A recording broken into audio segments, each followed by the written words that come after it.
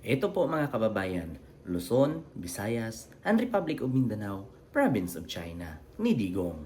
No? So ngayon po mga kababayan, meron lang po akong i-share sa inyo. No? Mahalaga po ito, lalong-lalo na sa mga Pilipino. Ito po yung pinaka number 1 na kailangan ng Pilipino, ang kuryente. Bukod sa tubig, pagkain, kuryente ang pinaka-importante. May tubig ka nga, wala ka namang ilaw. Di ba? May ilaw ka nga, wala ka namang pagkain. So, mas mahalaga po talaga ang kuryente sa pang-araw-araw nating ginagawa. Unang-una, pag may negosyo ka, kailangan mo ng kuryente.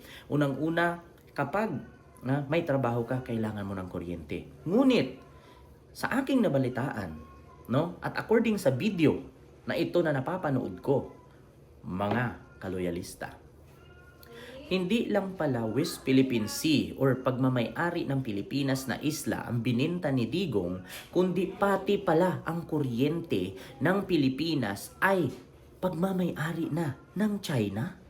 Diyos me, yung marimar mga kababayan. So meron pa akong ipapanood sa inyong video, kayo na lang pong humusga kung totoo ba o hindi ang sinasabi ko.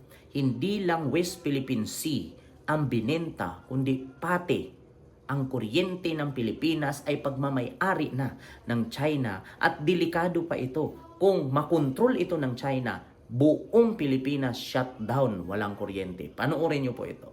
Dapat ibalik sa government ang grid operation at management ng NGCP. Bakit China may hawak ng kuryente natin? 100% Chinese-owned ang NGCP kasi Chinese government ay 40%, ang mga sea ay 30% at ang mga ang ay 30%. Sea at ang inchik din ng mga yan. Niloloko tayo nitong mga ito. Under Duterte administrasyon ito nangyari. Kaya pala love na love mo ang China. Duterte, allowed it na kunin ng China ang kuryente natin. Dahil sa mga Duterte, naging Chinese-owned na ang NGCP. At dahil sa kanila mga in-check na ang nagmamanipola sa presyo ng kuryente sa bansa, tama lang ang ginagawa ng House of Representatives na imbestigahan ng NGCP dahil sa mga anomalya na nangyayari at sa biglaang pagtaas ng kuryente sa bansa. So yun po mga kababayan, no? So klarong-klaro naman po, Chinese po ang may-ari na ng kuryente sa Pilipinas. Ang at ang sea, 20% and 30%, so halos 50% na po ng kuryente sa Pilipinas ay hawak po ng government ng China. So klarong-klaro po mga kababayan, Luzon, Visayas, and Republic of Mindanao, Province of China ni Digong na talaga pong hindi lang West Philippine Sea, hindi lang mga isla ang binenta, kundi pati na ang kuryente ng Pilipinas. Paano kung bigla itong imanipula ng China at i-shutdown? Kasi nakontrol na nila eh. Pag i-shutdown nila ito, good luck tayong mga Pilipino. At bukod pa dito, mga kababayan, na ayon sa pagsisiyasat at pag-iimbestiga ni Senador Raffy Tulfo, may possibility daw na itong mga kagamitan na ginamit ng China dito sa mga kuryente sa Pilipinas, posibleng pasukan ng virus at makukontrol nila ang system sa ating bansa. Kasi meron silang tinatawag na, may tinatawag sila na virus. Paki-comment nga mga kababayan kung anong tawag doon according sa pananaliksik ni Senador Raffy Tulfo na tinatawag nilang, nakalimutan ko na, wala sa isip ko, na may possibility daw na pag pinasukan nila nito ng virus, no? Ayun, so according nga dito mga kababayan, basta may virus po na tawag nila na kung sakaling ipapasok, no, diyan sa mga equipment sa kuryente na yan. So ito po, para hindi nyo po masabing fake news ako, bukod dyan sa video na yan, ay ito po, balita po ito ng TV5. Ito po, pakinggan nyo po.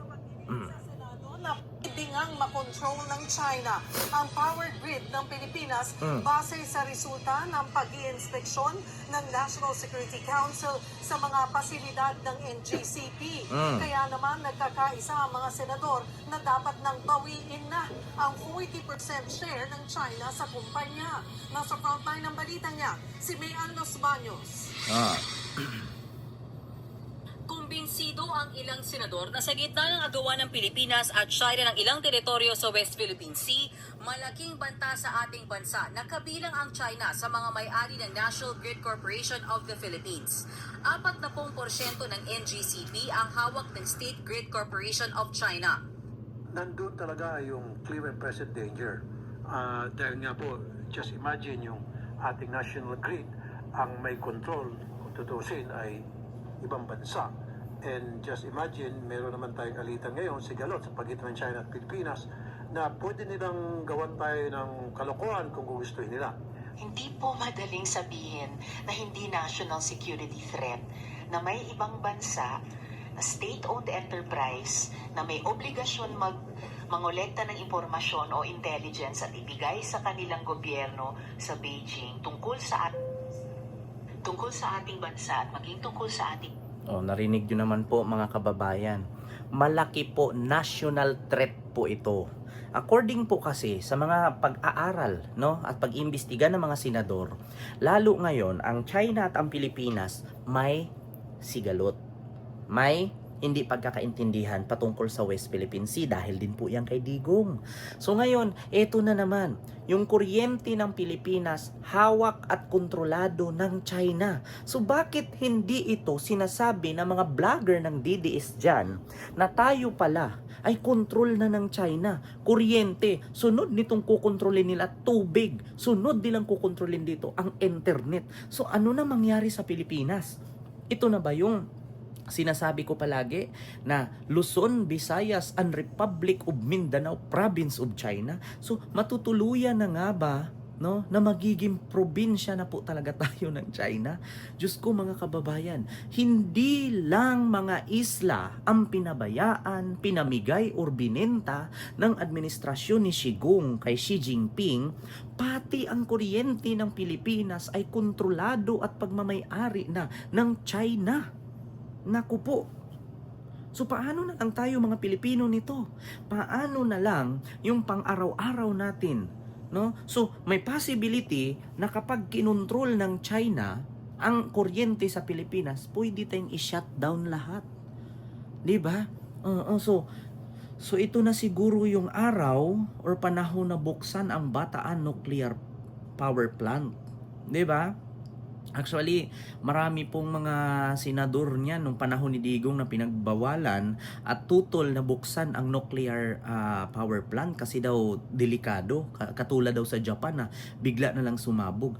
Di bali na sigurong masabugan tayo, at least pagmamay-ari ng Pilipinas. Ito mas matindi. Pagmamay-ari ng China ang kuryente ng Pilipinas, paano kung bigla nila itong lakasan? Lahat ng Pinoy mamamatay. Lahat ng Pinoy biglang nag-shutdown. Kasi kontrolado tayo. Bakit? Sa panahon na tayo ay pasukin, pati ang ating mga website, actually ngayon, na-hack na nga ng China ang website ng Pilipinas or ng Office of the President. So, pati pa ang kuryente natin, kontrolado nila. So, sino ba ang dapat sisihin nito? Si Digong Nyo. Si Digong Nyo po ang may kasalanan sa lahat. Hindi lang isla, pati pala ang kuryente, hawak na ng China. So, anong reaksyon natin ngayon bilang Pilipino? Dapat lang, no, na manawagan tayo sa kinauukulan na talagang bawiin na yung 40%, no, na pagmamay-ari ng China sa kuryente ng Pilipinas ng NGCP. Ito po, ulitin ko po, panoorin nyo po. Dapat ibalik sa government ang grid operation at management ng NGCP. Bakit China may hawak ng kuryente natin? 100% Chinese-owned ang NGCP kasi Chinese government ay 40%, ang mga C ay 30% at ang mga Ang ay 30%. C at ang inchik din ng mga yan, niloloko tayo nitong mga ito. Under Duterte administrasyon ito nangyari, kaya pala love na love mo ang China. Duterte, allowed it na kunin ng China ang kuryente natin. Dahil sa mga Duterte, naging Chinese-owned na ang NGCP. At dahil sa kanila mga in-check na ang nagmamanipola sa presyo ng kuryente sa bansa. Tama lang ang ginagawa ng House of Representatives na imbestigahan ng NGCP dahil sa mga anomalya na nangyayari at sa biglaang pagtaas ng kuryente sa bansa. So yun. Yun naman po mga kababayan. Klarong-klaro po, hindi lang isla, pati kuryente, China na ang may hawak. Kawawa po talaga ang mga Pilipino. Dapat po tayong kumilos, umaksyon at magtulong-tulong.